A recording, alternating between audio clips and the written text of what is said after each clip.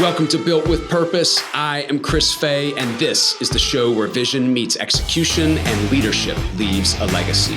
From design studios to innovation hubs and product lines to skylines, we meet the people building more than great companies. They're creating culture, driving impact, and shaping what's next. These are the stories and strategies behind how the world gets built with purpose. All right, everybody, welcome to Built with Purpose. My name is Chris Fay. I am your host. Today with me is Steve Dell'Orto with ConCntric. I'm super excited to talk to Steve. Actually, similar spaces in construction, technology, and awesome to have Steve with us. So Steve, welcome to Built with Purpose, my friend. We're glad to have you on today. Yeah, thanks for having me, Chris. I don't know when anybody's going to be listening or watching this, but it is Friday, and I'm looking forward to the weekend.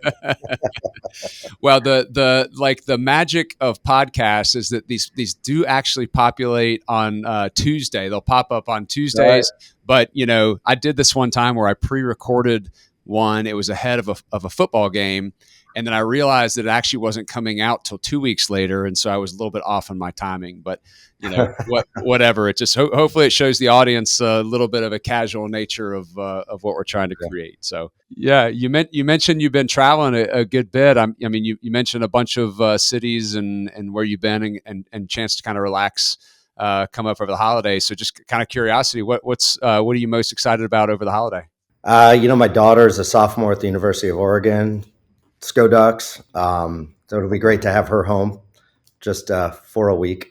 We just family time, with work and the focus.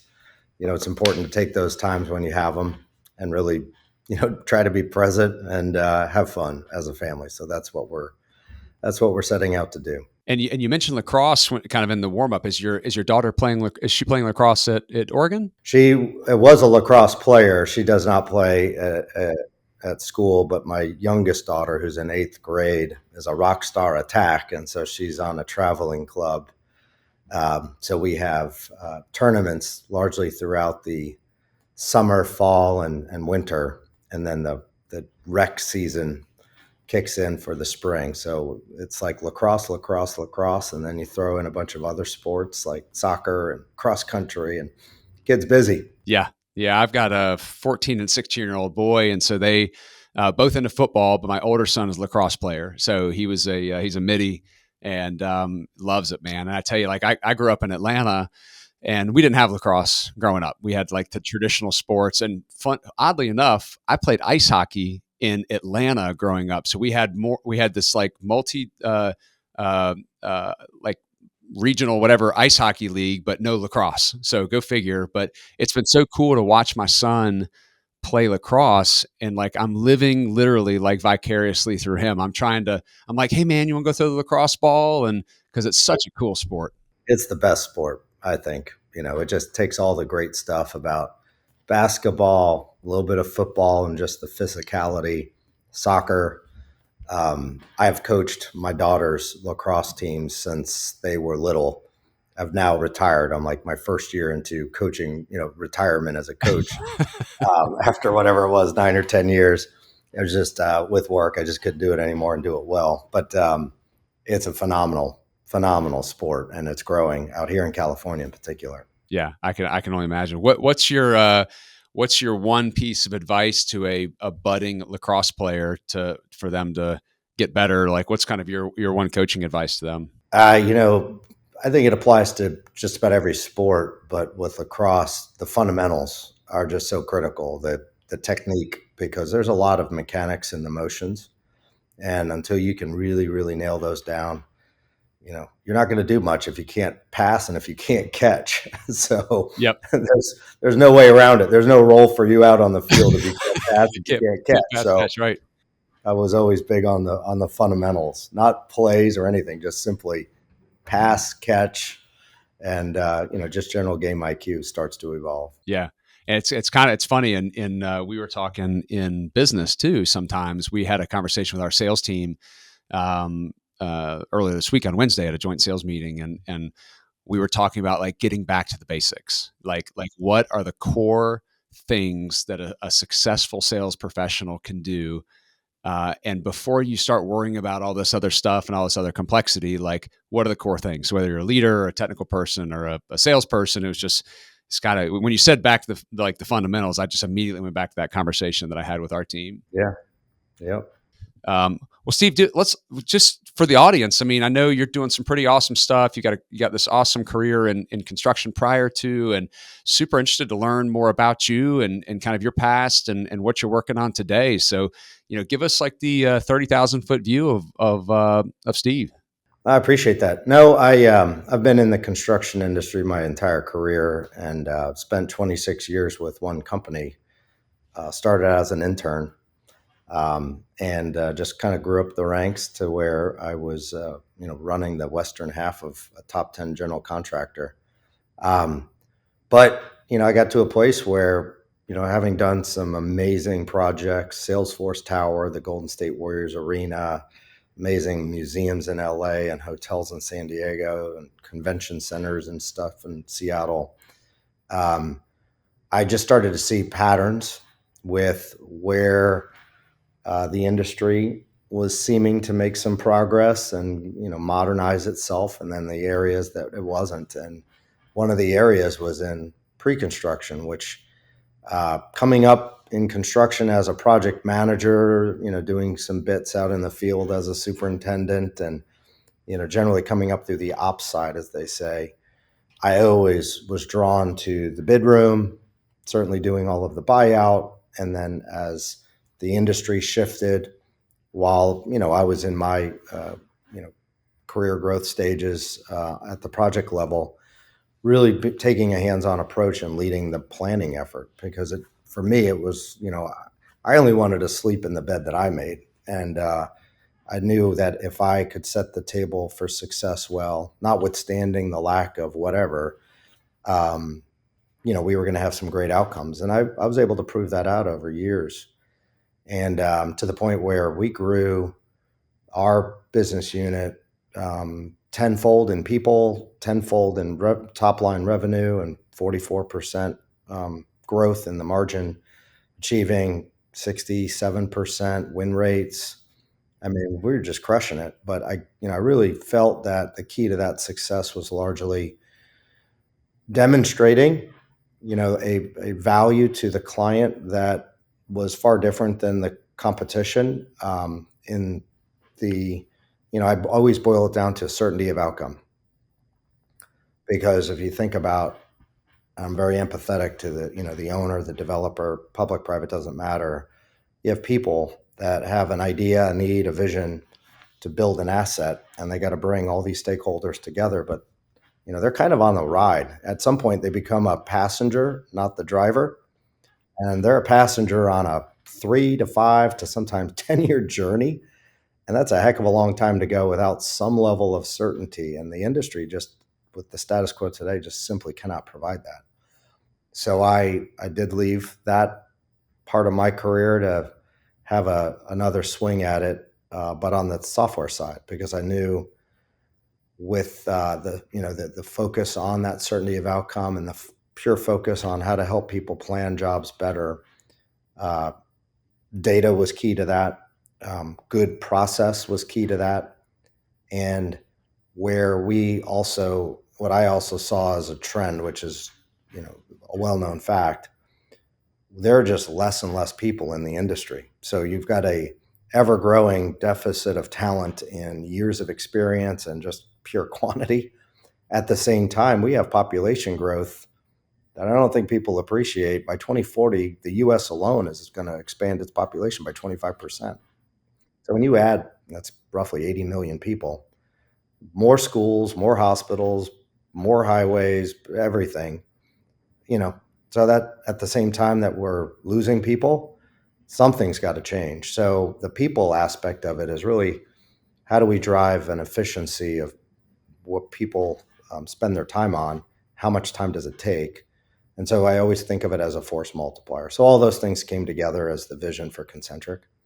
And, building a software company, I've found to be in many ways similar to building a construction company and building a product like you build up a physical building. is like design. I mean, the processes are very similar.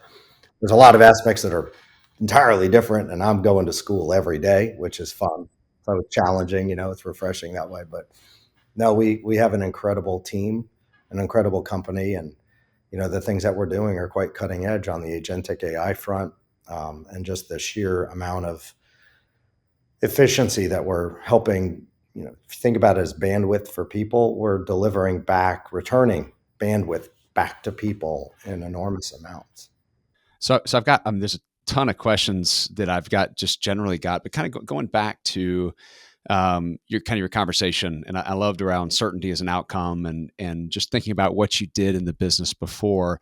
But just, I mean, it's applicable to any business. Like, and I think about, for us, we talk about the ideal customer profile. What is our unique value proposition that we're providing, such that we're increasing the value for the client, but also for us, and just getting very specific. But like, to me, it seems a bit second nature. You obviously lived it. You implemented that. Like why don't more companies think like that? What's preventing the average CEO exec running a small or a large business from just having the mindset of, you talk about 67% win rates and 10x growth, and it's all seems around this kind of like focus, this value proposition. I loved your analogy of the developer eventually becomes a passenger on the ride. So the driver of the car is extremely important to who they're partnering with. But like, why don't a lot of more companies get that? You know, um, that's exactly why I left doing what I was doing, not because we didn't get it, my former company or anything, but simply because I just saw across the broader landscape that there wasn't enough action being taken to change things. And it wasn't change, happy to glad. It was literally changing with purpose. And the purpose being, this is a $14 trillion industry today. And by the end of this decade, in 4 years or so, it's going to be $21 trillion. Yet all of these projects, I don't care how big of a company, at least the GC, everybody is heavily reliant on individual spreadsheets. It's absolutely crazy. And so you think about the sheer waste, you hear about all the horror stories of over budget, over, schedule, beyond schedule, late delivery, et cetera. And nobody's affecting any change. It's insane. So where I felt that I could make a difference is by addressing the time in which the table is being set for success, or at least the opportunity. Cost, a thorough plan, all of these things drive that predictability factor. But it also drives, if you do it right, on the cost side especially, with more data, with more referenceable information, and with the right amount of context, you can achieve a much greater degree of accuracy, precision in what you're analyzing, the decisions you're making, understanding where things are going. And when you do that, you start lowering the cost, because it's not about the retail cost for a 2x4. It's about all the contingencies and the fear factor that creeps into these cost pro formas at every level, including the owner at the top. And I'm thoroughly convinced that projects today are probably costing at least 20% more than they should, because you're just playing with scared money. And, we are already proving that with data, people are having a much greater degree of precision. We're getting to that kind of laser focus. Confidence goes up, the need to pack all this contingency every which way is starting to go down.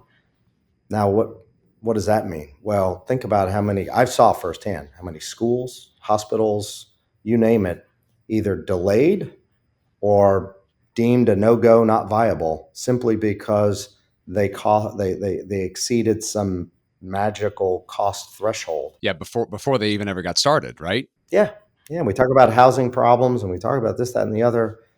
You know, a lot of that can be rectified rather quickly if you power up on the data front and you use more modern tools. I mean, I think of Excel it's akin to the Stone Age. And that's what I refer to it as. If you're just operating a company where all this critical planning is being done in a menage of 40 plus Excel spreadsheets, that's not modern. That's like dinosaur, Stone Age approach to things. And, we can do so much better with technology and where we are today. Yeah, I mean, I just think going back to your statement before about that, there's this fear when something comes in over budget. There's also a history of experience that would tell most owners or developers that it probably is going to come in over budget. Like whatever budget they're giving me might not actually be the highest number that I see. History probably tells me that even that high budget has the propensity to creep up.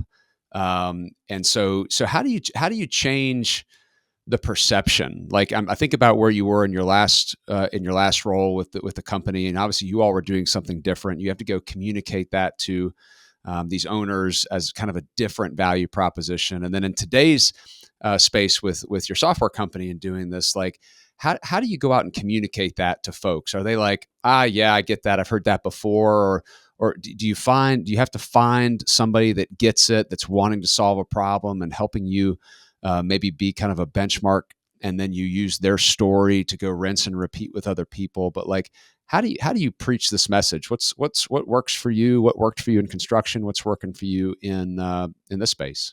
I think the good news is the industry on the whole has woken up to the need to leverage technology more. It's not the silver bullet answer for everything, but they're recognizing that they need to embrace technology in all forms and for all aspects of their business. But in pre-con in particular, I think there is an awakening that Excel spreadsheets and the values in those cells isn't exactly data. It's certainly not structured data, and there's not a whole lot you can do with it if it's in Bob's C drive, Right. disconnected from anything. That's right. And so, this trajectory of, that worst case, meaning I've had all these bad experiences, so why should I think it's going to be any different? That's like uninformed experience from a data perspective. So what you do is you change that. You change it from being, hey, yeah, I just got off a job. It came in over budget. It wasn't that great. And all you're doing is verbalizing. What we found is if you can get the spreadsheets and the data into a much more structured state, and that data can then help you start to really see things. I'm a big believer in a picture's worth 1,000 words. So when you can actually start to see things, lines, not dots, and trends, now all of a sudden you can start to shape and change the way people are thinking and making decisions, and not jumping to the conclusion that it's always going to be bad.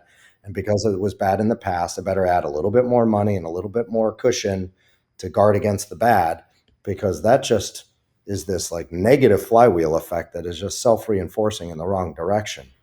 We're changing that. I mean, this is not just an inflection point. This is an all-out trajectory change that our customers are seeing as they come on board. And it's really not a hard sell. They see it. I mean, the platform, when you look at it, when you're engaged with it, it almost sells itself, because they know that, hey, the data coming in and the way it's displayed and the way I can do my work, and everybody can get the output through collaboration, at a snap of their fingers, et cetera, et cetera. They say this is markedly different than the status quo. This is good. And we're seeing fantastic results. Well, I could imagine just to your point then. So how do you convince people or tell this story is when you can leverage you can show them how their past data can be transformed into something that they can carry forward on the future, right? So you're not just selling the vision, you're being like, hey, look, we're actually going to use this past data. These are the decisions that are going to help us, change a trajectory forward. So a question, like thinking back, I'm thinking about kind of starting a SaaS company. I'm in the midst of that. I'm 3.5 years into a startup right now, and I'm thinking about your first step. You know what I mean? Like you saw this challenge.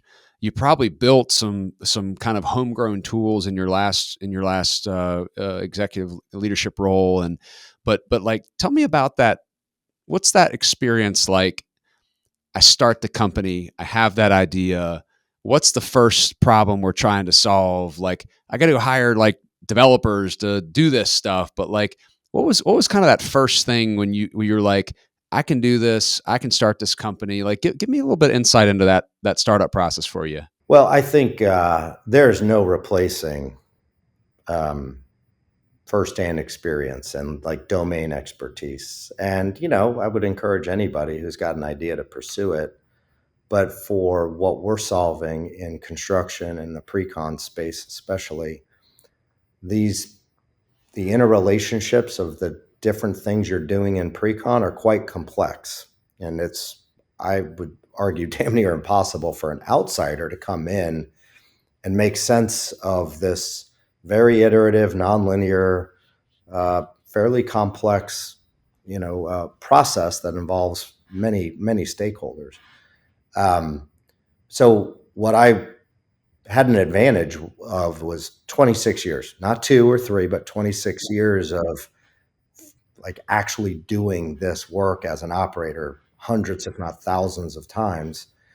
And with that, having, right out of the gate, pretty strong conviction. But at the same time, you also have to be careful that you're not kind of seeing things through just solely your own lens. And I spent a lot of time validating. Is everybody seeing the problem? Not necessarily the same way I am, but are they at least recognizing that we can't keep going on in pre-con using Excel spreadsheets in a very disconnected fashion? Something's got to change. And it was unanimous. I mean, there was no doubt. So I think the very first step, you don't go hiring people and building stuff and spending a ton of money. You really just need to have a lot of conversations, almost like an experiment where you're being very objective about, you have a hypothesis, now prove it objectively. And, I spend a good amount of time with a lot of people just making sure that they do recognize the problem, that we would be on the right track and that we would be solving it the right way. After that, it's like, just put on your seatbelt. I mean, it's a wild ride. Hang on, let's roll, right? Wild ride, just like any entrepreneur goes through. But when you are doing kind of the software, venture capital backed, it's like supercharged. So put on your seatbelt. Yeah, it's interesting you talk about that. We had a situation pop up in our business this morning. Honestly, there's a new initiative, kind of a new IP idea that we have, and I'm always more of the mind of exactly what you just talked about. Like, I have an idea, we can sit here and debate it, and build concepts and analyze and research for days, but we honestly just need to go talk to the customer. Like, let's go talk to the customer. Let's bring this idea. We have this experience that we can take. We believe we can turn it into a product that can help. But I feel like teams oftentimes can spin their wheels when you really just need to go talk to the client. Like, you probably went and talked to a bunch of potential pre-con executives, construction executives. You're like, hey, this is what I see. This is their idea. Kind of, here's some concept I'm thinking about. What do you think? What do you think? What do you think? And then you go to work. And so it's interesting that as you're sitting there talking about that, I'm sitting here thinking about the email that I sent to my team this morning. It's like, stop analyzing, go talk to the client. We already have, there was 10, what we call 10 ICPs that we had already identified that have extremely high propensity to see value. Go call them and tell you, I'll give the sales team, I'll give you $100 for a meeting you set. Just go have a conversation with them. But it's interesting. Like, exactly what you said is just, before you start spinning your wheels and spending money and hiring people and developers, like, let's validate the idea first. Yeah. I kind of took it a step further in that, in my case, pre-con and what the builder's doing is providing a service to an owner, to a developer, to a public agency. So I spent a lot of time talking to their customers, that category, because I also knew from my firsthand experience that the owner, the client, desires that certainty of outcome. They're the passenger in the car, but ultimately what we were fixing was building, this digitized version of this entire pre-con complex from the bottoms up. But by doing that, we're benefiting the builder because we're, helping them run their business more efficiently for across all projects. But there's a tremendous amount of benefit through their service that the owner is otherwise receiving. And that's what they want. They want a much better outcome. They want a much better journey. They want a much smoother car ride as the passenger. And so, I almost kind of laugh. We're not like inventing pre-con. We're not doing anything that drastic. We're just simply like BASF. We didn't invent the light bulb. We just make it burn brighter. We're making pre-con better for the builder across their business, but also for the recipients of their service, the owner and developer. And So, honestly, you talk. I immediately went to your example of the passenger and the driver, and the person that's ultimately on the hook, that's paying the bill, that's looking for the very best experience. You're exactly right. It's actually that customer that you're serving through the pre-construction and construction department. Um, What's that? So a little bit just thinking around running companies. So I came from the construction space. I was a PM, and I believe that my experience as a project manager was by far the best experience for running a company that I could have ever gotten. And so you obviously had this amazing experience in growing this amazing construction company, and now you're in kind of the tech space.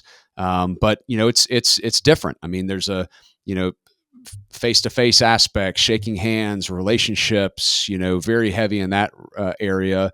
Tech obviously still very relationship driven, but you're dealing with developers and probably some levels of remote workforces. And just like how has that transition been for you? Do you find it to be just very similar, and or is running a tech company been very different than what you did prior? And what's that just for you as a CEO? Like, what's that experience been like? well, hey, look, hats off to you because you kind of said and landed on something that I've always held true, which is I feel fortunate. Like the construction industry, I think more so than just about any other industry, allows for the production of great leaders and managers from the standpoint of just broader general business. There's no other industry I can think of where, as a general contracting company, you're project oriented naturally, and each project itself is a business. And so when you're a project manager, you're running a business, and some of the contract sizes can be larger than you know the the companies that are on the like whatever the Russell 5000. I mean, um, it's an incredibly valuable training ground. I mean, you are dealing with contracts and legal aspects. You're doing all sorts of accounting and financial reporting. You're managing a team with a defined org structure. Not only are you managing your team, that team has an entire workforce that they got to make sure that they're keeping safe and making productive. Whether they're a factory team or if it's an on-site construction team, you're responsible for people and their well-being. And you're more than any other industry, I think, you're dealing with a great deal of budget certainty, time certainty that must be achieved. These dates don't move without consequence and big consequences, particularly on the commercial side. So you pack all of that in. You're building a product, a building, a widget, whatever. You're building something on a fixed budget within a fixed timetable with heavy consequences and all the responsibilities that an entrepreneur or business owner has to deal with day in and day out. People stuff, accounting stuff, legal stuff. It's not just project management handling construction specific things. You are literally acting as a business owner. And that's the way I always treated it when I was running projects. Um, and so, yeah, I think fantastic training ground. So what I'm doing today, very similar. And a lot of the lessons I learned, I carry forward. I think it makes me a much better CEO and a much better entrepreneur, to ensure that we're getting stuff done, effectively, efficiently with the use of capital, building up and developing and being responsible for the health and well-being of your team, et cetera. Yeah. It's funny. I think, I think back to my days. The other thing is, it's hard. I mean, construction is not easy. And so, I didn't know any different. I mean, it was my first gig. I did it for 8 years out of college, and you get brought into a challenging environment, and to your point, with great consequences. I mean, I think about the risk of not doing something appropriate in a construction project can cost millions of dollars, and time and people and heartache and warranty callback concerns and things that you could be dealing with forever. And so it's always funny. My wife, like when things happen, just in general, she's like, what, like, why did that not bother you so much? I'm like, man, I am so like conditioned to dealing with stuff going wrong all the time, and having to do this, and this didn't go right, and this didn't go right, and this didn't go right, and got to handle that, got to get ahead of that. It's just, I think it was kind of early conditioning for all the things that you talked about, but also, to your point, with very high consequences in a really challenging yet fast-paced environment. So it almost like sets the pace and the tone for what your career can be. So all of a sudden, like probably much like you're like, man, I'm thinking about starting a company. It's like, wow, I can do that. I've done these other things before. Like, why can't I do that? It kind of removed, or maybe gave a little bit more confidence in the ability to take a leap like that. Yeah, and the other cool thing about our industry is, you don't necessarily have to go and launch your own business to get that kind of, gratification. I personal experience just yesterday. I was up in the Pacific Northwest. We have a number of customers up there we were spending time with, and I mean, just so great to just see and hear the genuine, positive, and sincere, just appreciation for what our platform has done for them and all that. But I was, in the airport with my head of customer success, and an all-star swimmer back in the day, and she was talking about the circuit she swam in the greater DC area. And she goes, yeah, I was swimming. I was like, you ever swim at the University of Maryland? And, in fact, she was swimming, because she's a lot younger than me. She was swimming in one of my projects back Oh, in no the way. day. Like, yeah, I built that. And so she's swimming that. We were literally standing in the terminal at the airport that we were flying out of on another project, opposite coast. I was like, and we're flying out of the airport that I was also involved in. And, all of that is just, the unique thing about our industry is all that time and effort and sweat equity you're putting into these projects. There's this physical monument of your effort. This is not like, oh, I sold some insurance deal, or I Right. was involved in some M&A deal, and hey kid, check out all this reams of paperwork I generated. I'm always have that proud dad moment when my daughters are like, hey, dad, there's the Salesforce Tower, or we go see a game at the Golden State Warriors arena. Yeah. Well, it's funny. I mean, I agree with you, and being in the tech space and creating a company. I mean, you see the tangibility comes from, to your part, the clients that you talk to that are seeing value in your solution, or even your internal team. You see the development of your team and the progress that you're making.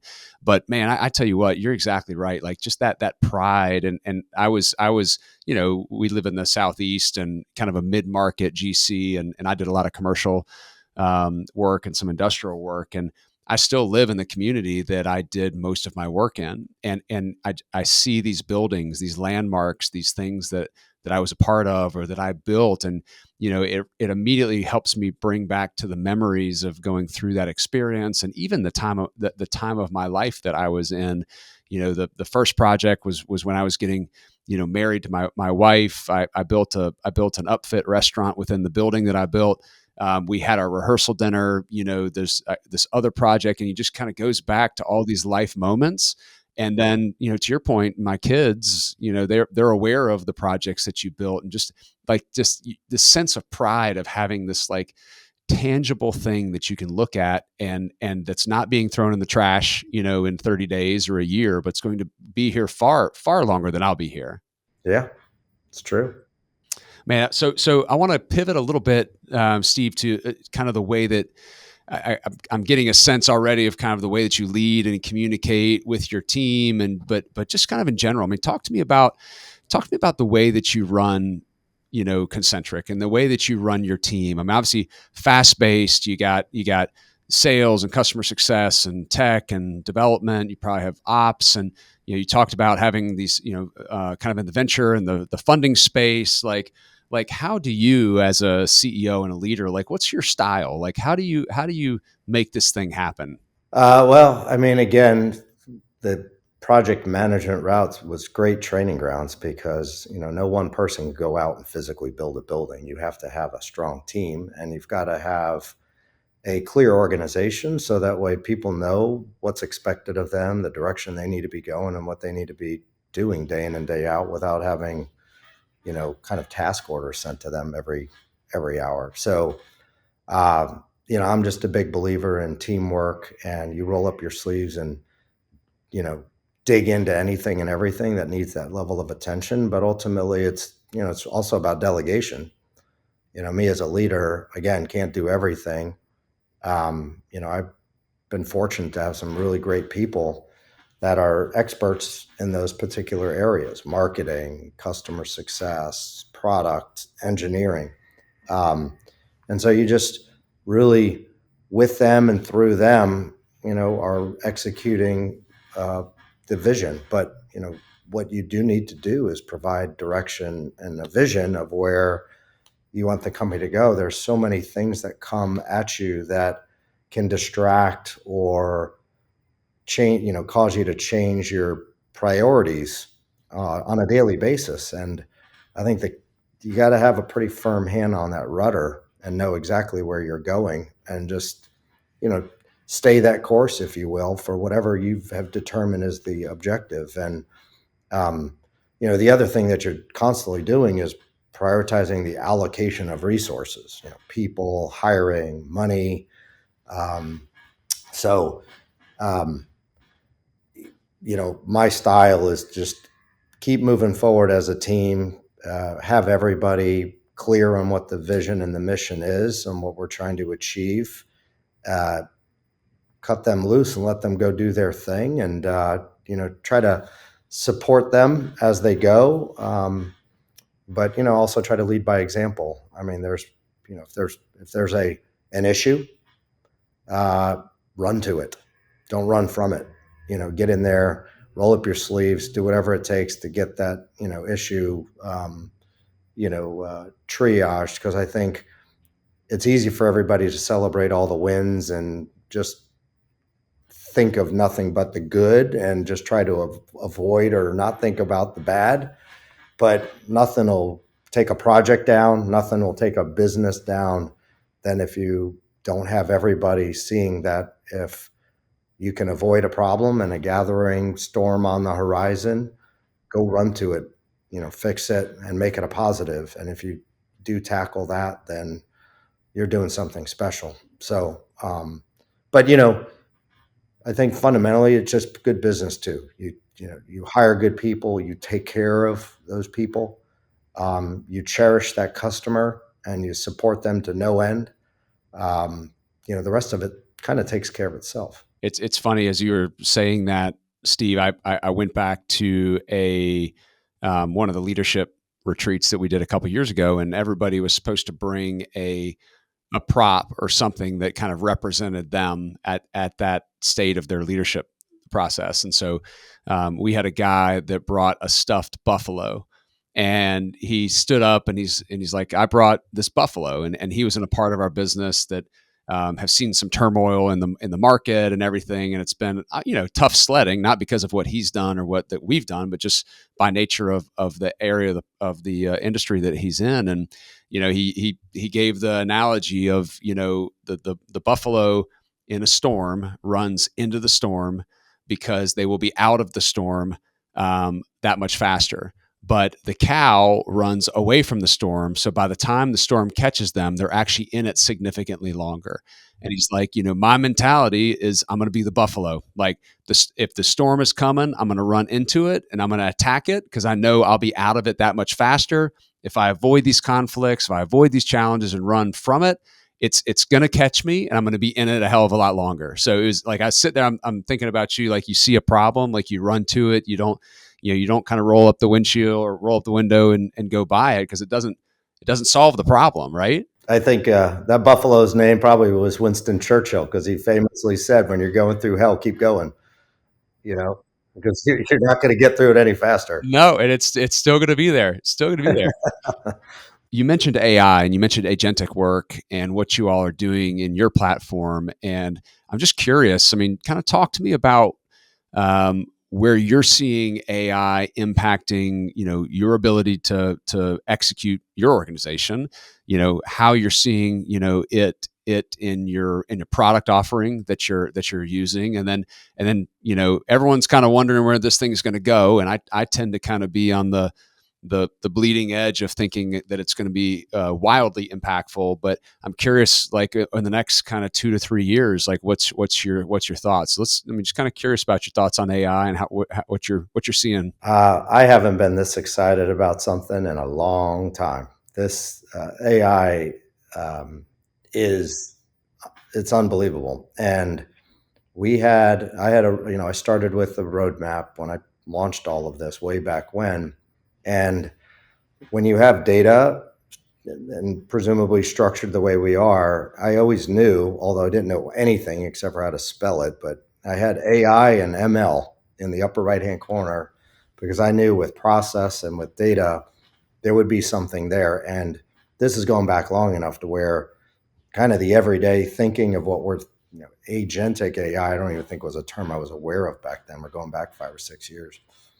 Um, just to see it come on so fast and just exponentially getting more and more impactful, we fortunately accelerated our focus and our investment into building the agentic AI within our platform probably a year and a half sooner than what I was contemplating, just because I saw how rapidly this was growing and the impact that it could have. So for our customers, we are the first agentic AI platform for pre-construction. There's nobody out there doing anything at the level and scale that we're doing, and Amplify is designed to do just that. It's amplifying the value of the capacity of the human. Like I said, we have a growing deficit of talent. So this is not a function of, hey, we're replacing people. This is our industry desperately needs our people turned into, superheroes. So, Amplify is just magnifying the impact that one individual can have. And so, uh, you know, talking the talk is one thing, walking the walk is an entirely different thing, but we're providing that for our customer. At the same time, we're investing heavily in our own internal AI for our company from the standpoint of an operating system, because just like for our customer, there's so much that we're doing that is economizing people's time and energy in ways that are absolutely astounding, and we're seeing the fruits of that in weeks. It's so exciting. Um, and this isn't about automation. This is literally about creating almost virtual employees that can do and think like you would have somebody you just hired. You got to train them, but at least with the AI, you train them once and it just continues to get more effective and more impactful and in a much more ubiquitous way throughout the company. Because what an agent or a collection of agents can do over here is informing a different set of agents that we've built for different things, but they're drawing from the same sauce, if you will. So we're in some exciting times, and um, we are intentionally. I mean, our one of our core values is to be bold, and so we're living our core values. We're being bold. We are tripling down. The bet that we can do something special both internally for ourselves, which in turns makes us more effective for our customers, as well as providing first class, pre-construction bespoke agentic AI solution for our customers to use and see that same level of impact. And what do you think? I mean, just kind of curiosity, the level of acceleration that you've seen and amplification and kind of in your word there, like, you know, it's not slowing down, it's speeding up exponentially. Like what couple years from now, I mean, what are you thinking? Where's this thing go? Or you've got some people that are like, hey, we're, a lot of roles are gone and replaced by robots and agents. You have some people that say that the AI empowered employee is gonna be one that's able to do so much more, and so we're going to be able to solve problems and build companies and build products at a more rapid rate. I mean, you just have these kind of disparate hypotheses about what's coming around the corner. And obviously in construction, there's definitely a physicality to a lot of the day-to-day stuff, but the back end, the planning, the management, the pre-con, the estimating, the scheduling, all those aspects. I mean, how disruptive in your mind will this be to this industry? Well, I think it's going to be quite disruptive to the laggards. I think it probably will just all out take them out. If you just are not going to get ahead on the technology curve in any way, shape, or form, you're kind of a dead man walking presently. This is how fast this is moving. Um, where it's going to go, I mean, I don't know, but I want to be at the very, very, very, very front, and we're going to stay there because this is incredible stuff. It was interesting. I One Friday, and I was one of our investors. I think the world of him, and he's doing a lot of hands-on work within his portfolio companies that are very AI oriented, and so we were just kind of riffing back and forth about what I'm trying to do internally and what he's doing, and he's telling me you should try to do your own coding, vibe coding, and I'd been doing this same like task over and over and over. And I was like, yeah, let me give this a try. This is on a Friday afternoon. And so I spent like 3 hours. I was vibe coding literally. I mean, I'm doing like WebSockets, blah, blah, blah. I mean, I'm lucky I could turn on a computer. Right? And I was able to accomplish so much. I told ChatGPT, hey, this is what I'm doing in this other platform. Give me the step-by-step instructions. Please frame all of this and talk to me like I'm an idiot, because I am. I mean, it just laid it out. And I got most of the way there. It didn't ultimately work because I know I screwed something up. But my daughter, who was back from college, she came in. She's like, hey, Dad, it's dinner time. What are you doing? And I said, Lily, I'm vibe coding. I think she thought maybe I was sneaking some beers or something. And but her reaction was actually, I was into it. I was like, Lily, she's in college.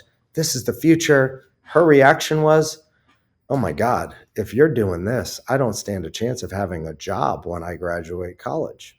And I went, okay, whoa, that kind of, took me back.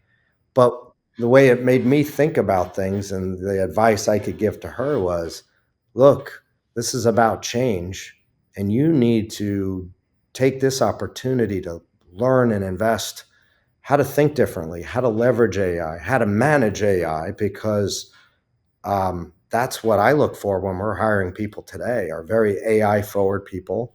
I'm not looking for them to be the expert in doing all of these mundane tasks anymore.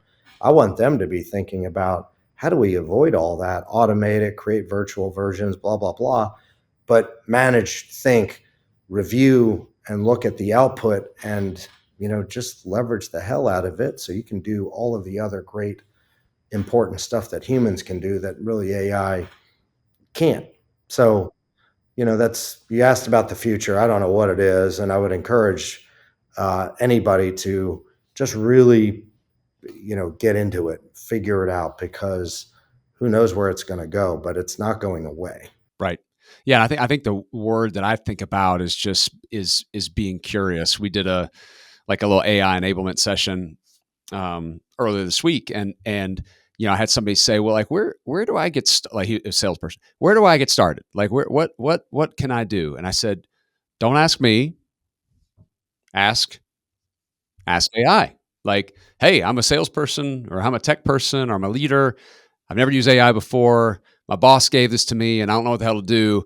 Help me out. Right. And so, kind of live. And I think it's building the muscle and building the habits to be curious and to lean in and to say, I have a problem I'm trying to solve, or a challenge I'm trying to overcome, or something I need to workshop through, or something I need to create.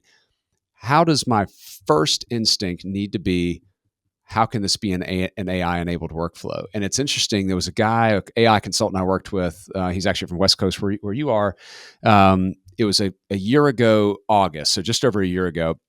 And he came and spoke to my this little forum group that I'm a part of. And he, his best advice was just to get started. He's like, look, man, he's like, just get started. And it's amazing for me to think back over a year, what I was doing then and what I'm doing like now. And yesterday there's an acquisition opportunity we're looking at, and I spent 2 days with this group, and and so my chat GPT's name is Abby. So I've named her Abby because I was tired of calling her chat GPT. And sorry, quick pivot is the other thing the AI consultant told me. He's like, look, man, he's like, I firmly believe when the AI robots take over the world, they're gonna honor and preserve the people that were nice to them. And so he always says, like, please and thank you. And I was like, I got it, man. So every time I'm like, hey, Abby, hope you're doing good. Oh, thank you for your help. And I always remember that. I'm like, they're gonna honor the ones that were nice to them. But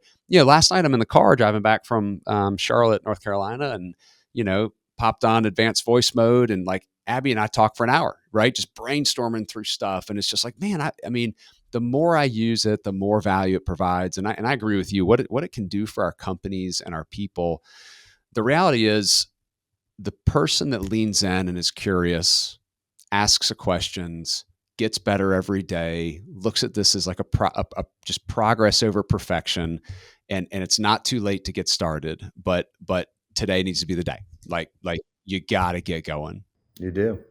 I mean, I think that applies to just in our industry, just the embracing of technology, period. AI included, but not exclusively only AI, because while I'm finding more and more of the customers being more receptive to technology and wanting to spend money on it, as long as they know that there's a reasonable ROI, there's still some people where you could just tell they just can't give up their Excel spreadsheet. And it typically is the older generation, which you would expect. But I'm like, I want to say, what's your problem? I mean, think of it like, you still using a landline phone, a cord? You're using an Apple, or a, whatever, smartphone. That's changed your life, right? I mean, look at all the things you can do on this little device that has more compute power than the old Mercury rockets going into space. Yeah, you're not using your Nextel. You don't have a beeper anymore, right? I mean, you're making progress, That's right. So you're going to sit here and say you're not willing to give up a spreadsheet Yeah. for a digital platform that can do a lot of that work in a fraction of the time. It's just some of the discussions you have with select people, you just go, it's not even worth the time. So you move on, because the greater, proportion of the industry is moving out of this laggard state into more, closer to the early adopter front. And, it's a cautionary tale for the whip and buggy contractors out there that are not, embracing change. And I think that it also, that starts from the top. I think the right leadership is saying, hey, get with the times, take off the artificial or superficial constraints of, budget and this, that, and the other. Technology doesn't cost that much money compared to the cost of your status quo. And we prove that in every conversation that we have. And you just need to tell and empower people and set the expectations. And you need to work out of your organization the people that aren't getting it, because all they're doing is holding the rest of the team back. Exactly right. Yeah, we had a developer that was on our team. Great dude, super smart, and and very kind of by the book. And we were really leaning into him to leverage some of the development tools that are out there in the AI space, and just wouldn't do it. just not willing to do it. And unfortunately, he worked himself out of a role here in our organization, and we've actually been able to not replace him in that one capacity.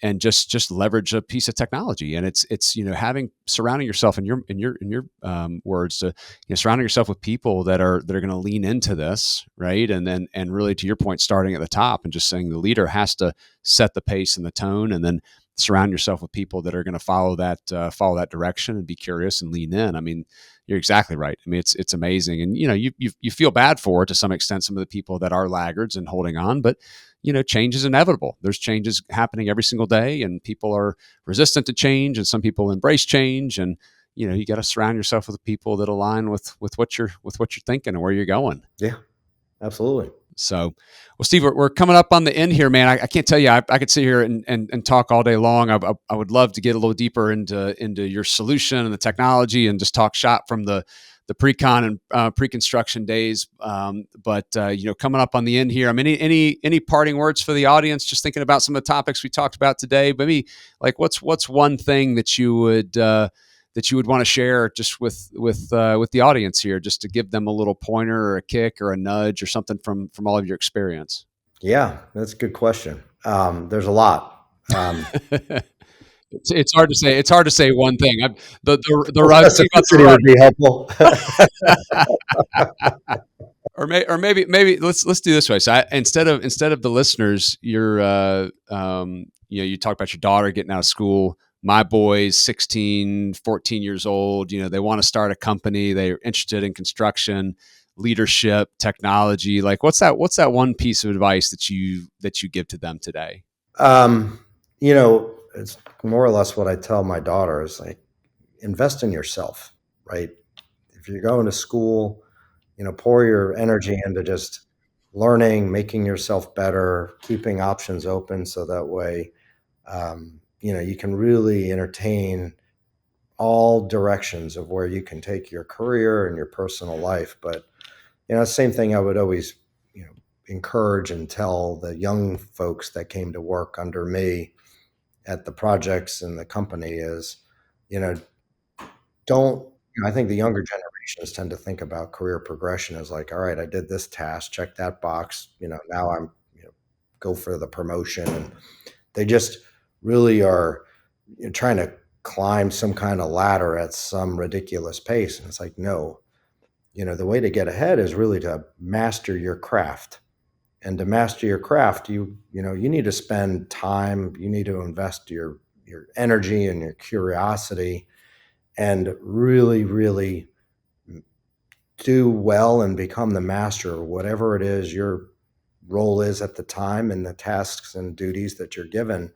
And, that's going to set you up for success in the long run. But if you're just trying to gloss through and just quickly bump up to the next, pretty soon, you're going to kind of run out of rope, because people are counting on you to not only know what you're doing and to make the right decisions, but to be able to teach people the right way of doing things. And, that starts to fall apart, if you do not lay your own foundation completely in a very strong way, to kind of use a construction analogy. So no different message to my kids than to the young people that have worked for me is like, just do your very best day in and day out. Be curious, learn, learn from the very experienced people.